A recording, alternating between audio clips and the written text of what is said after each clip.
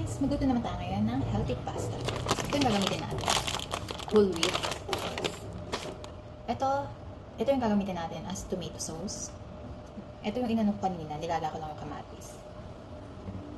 Tapos, bigyan natin ng oyster mushroom, garlic, sibuyas, and konting beef giniling. Siyempre, paminta. Lagyan na muna natin yung pakunala ng tubig para sa pasta.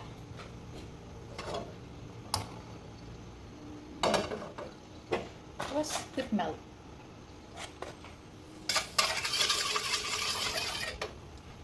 Lagay tayo ng konting salt dito sa water para may lasa na yung ating pasta. Pag mainit na, lagay natin oil. Lagay natin yung garlic. Yung sibuyas.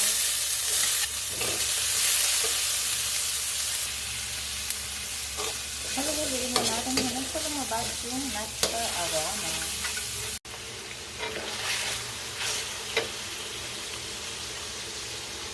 Add na natin yung oyster mushroom.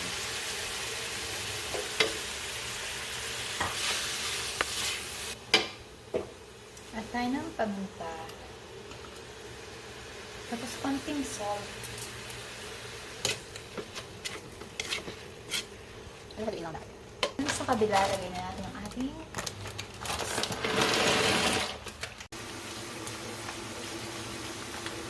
Add na natin ang ating tomato sauce.